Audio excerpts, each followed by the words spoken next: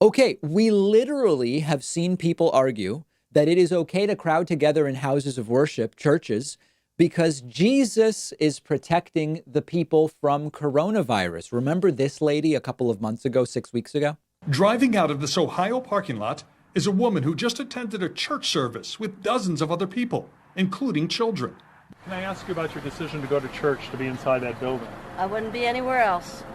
Aren't you concerned you could infect other people if you get sick inside? No. People who don't go to this No. church. I'm covered in Jesus' blood. I'm covered in Jesus' But what blood. about other people who don't go to this church who you might encounter? All of these people go to this church. No, but you're going to be in places where other people I go to the grocery store every day. I'm in Walmart, What? Home Depot, all of those But you people. could get them sick from what happens in They the could church. get me sick, but they're not because I'm covered in his blood. Thank you very much.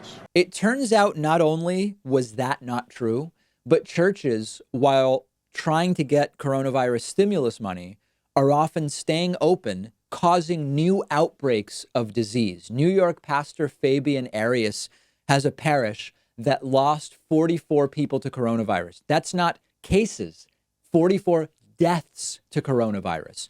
Bishop Paul Eggensteiner from an evangelical Lutheran church network says that the pastors in their network are reporting, in some cases, 25 to 50% of their congregations have coronavirus. In the south of the United States, we've seen more of these huge evangelical churches stay open.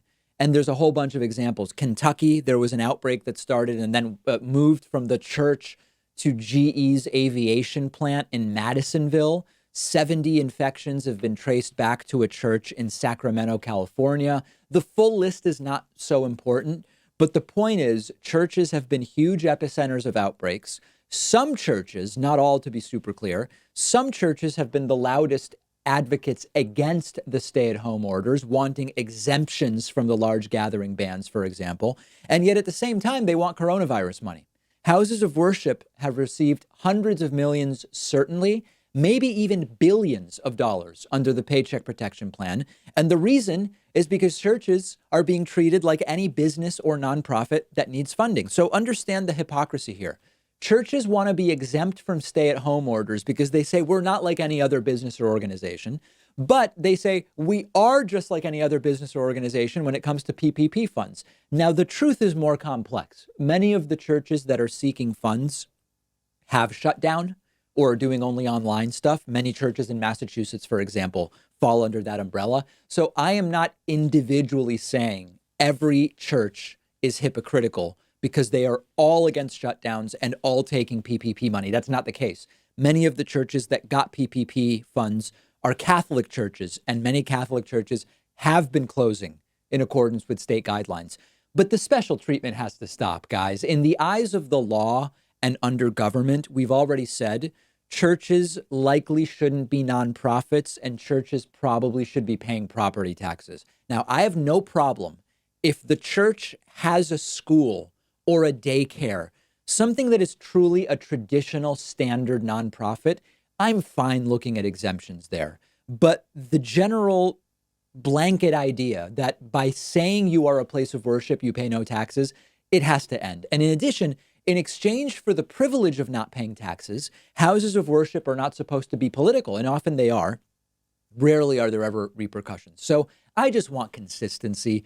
If you want to be treated just like any other business and get your PPP money and all of that, well, then you don't get to say we're different and we get to stay open as if we were an essential business. Why would that be the case?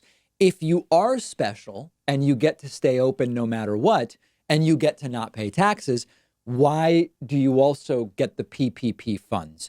And then more urgently, because really, I care more about lives than the money component, the issue of funding taxes, it's important, but it's not urgent. The issue of churches as a locus for coronavirus outbreaks, that is both important and urgent, very much so. And I don't know at this point what can be done. There are actually churches that are deliberately being defiant when it comes to coronavirus and staying open. And it has to stop because it's spreading infection. And as a result, it is spreading death. If you love feeding your intellectual curiosity, but you're always struggling to find the time, check out one of my all-time favorite apps called Blinkist. Blinkist lets you consume an entire book on your way home from work. They take thousands of popular nonfiction books, condense each one into text or audio that you can get through in just 15 minutes, and you get all of the important core ideas and information from that book. It's perfect if you don't have enough time to do all the reading you want to do, or if you just want to sample a book before you buy the entire thing. I recently read A Brief History of Time, of course, by the great Stephen Hawking. This is a book that I have been aware of for so long, and other things got in the way, and it was fantastic to check it out on Blinkist. Blinkist has books on politics, philosophy, science. They have 27 different nonfiction categories, and a subscription is only about $8 a month, and you get the entire library. But you can try it totally free and get 25% off a subscription when you go to Blinkist.com/Pakman. I've put the link right underneath this video.